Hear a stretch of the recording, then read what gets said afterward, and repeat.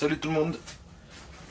Donc maintenant qu'on a monté les sorties de pont alu, qu'on a testé que tout fonctionnait bien, mis le bec à 7.2, aujourd'hui c'est colis. On va y aller mollo là. Qu'est-ce qu'on a pour ouvrir tranquillement? Cutter. Cutter, il est fatigué le cutter.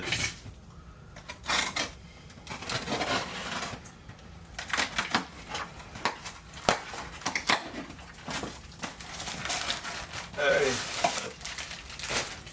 Des batteries. Donc pour le DF7 je cherchais des batteries et je savais pas trop quoi prendre, et en fait on m'a recommandé les Young Power. Alors que ce soit PLS, Julien et d'autres sur le groupe, on me les a recommandés. Donc du coup j'ai dit je vais tester. Et au prix, franchement, c'est 105 € les deux lipos en 6S 4500. Et franchement, elles ont l'air plutôt compactes.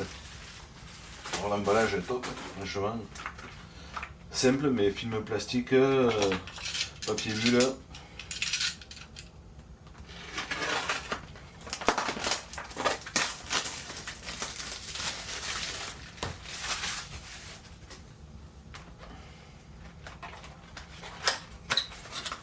Repapier bulle. Non, ça c'est des prises. Parce qu'en fait, un truc qui est cool, il livre la batterie avec une prise XT90 pour ceux qui sont en XT.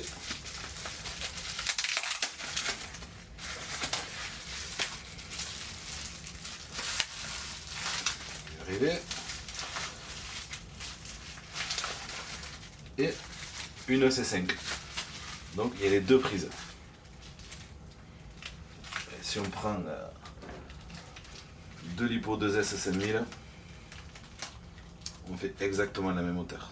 Donc là on a 4S 5000 et là on a 6S 4500.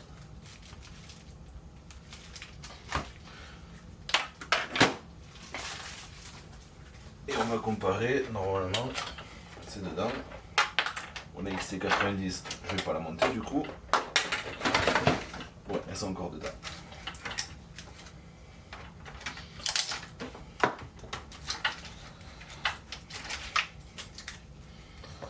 Le ZIN 5004. Bon, il y a 1000 mAh de plus quand même, faut pas, c'est pas négligeable.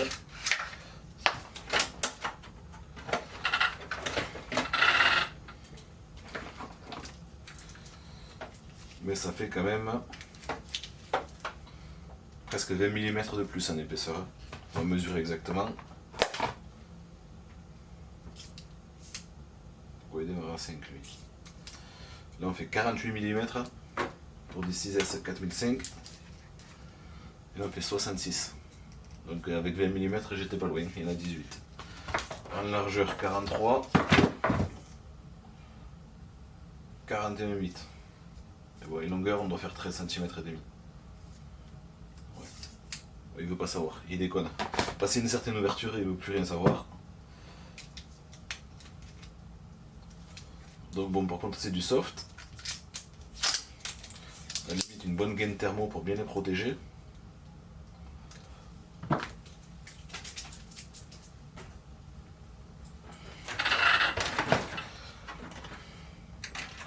Hop.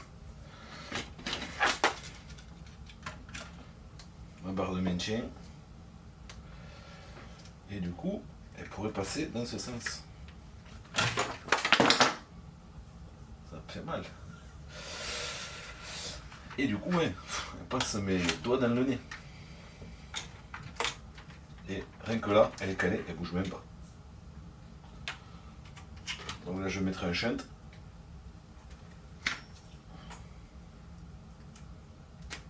Tac. que j'ai une chaîne quelque part.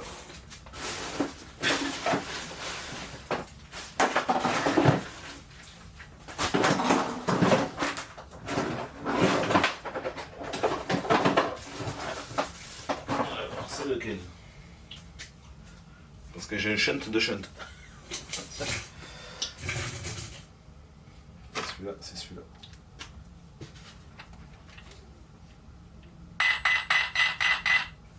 Voilà, c'est nickel.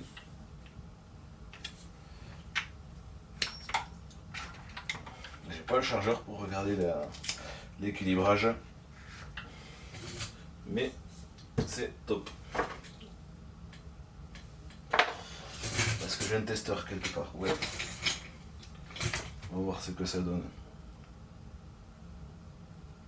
C'est la première fois que j'ai tout de branché là, sur un buzzer. 6 cellules, 23, 3,8, 3,85, 3,85, 3,85, 3,85, 3,83. C'est plutôt pas mal. La première et la dernière cellule, il y a 0,1, 0,2 de différence. C'est absolument rien. Alors regardez, si on compare à une 4S6000 en hard case, on fait la même taille. C'est ouf. Du coup ça, je pense que je prendrai peut-être plus. Et je ferai peut-être le tri dans mes lipos, parce que j'ai le 8SC qui roule en 4.6S. J'ai quoi d'autre qui roule en 6S? Le Hypercage.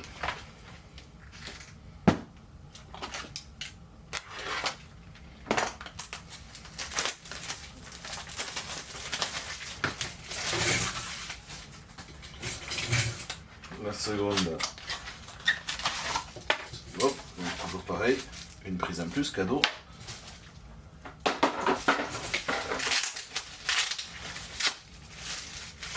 Et commandé le... C'est quand même que j'ai commandé, je crois, le lundi soir. J'ai reçu le mercredi dans la journée. Moi, je suis passé par Amazon. Donc forcément, ça aide. Mais ça évite de prendre sur AliExpress des marques qu'on ne sait pas ce que c'est. Là, apparemment, il y a déjà pas mal de retours sur ces lipos. Et il est plutôt pas mal. Donc je vais pas vous dire foncez, achetez-en, parce que je les ai pas testés moi. Mais ceux qui ont testé m'ont dit que je pouvais y aller. Donc, c'est plutôt une bonne chose, je pense. Bon testeur. Je sais pas. C'est pas grave, déjà, on va brancher. Hop, les 6 elles sont comptées. Ça fonctionne. On est bon. Allez, si on pouvait la tester celle-là aussi, ça serait cool. Là j'ai perdu. Ah non, il est là.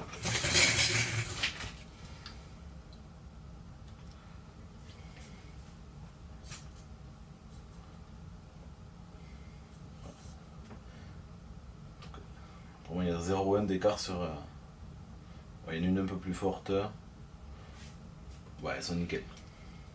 Déjà, elles arrivent stockées et les cellules correctement, on va pas dire équilibrées, mais si, c'est équilibré, mais ce que je veux dire, là les résistances, je peux pas vous dire. Donc déjà, ça c'est cool, parce que ouais, elle rentre même dans le sens de la largeur quoi. On peut pas mettre deux là.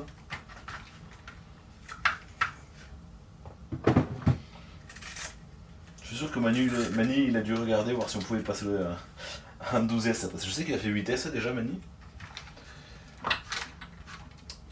Si on enlève la mousse derrière, on va la laisser passer les coller.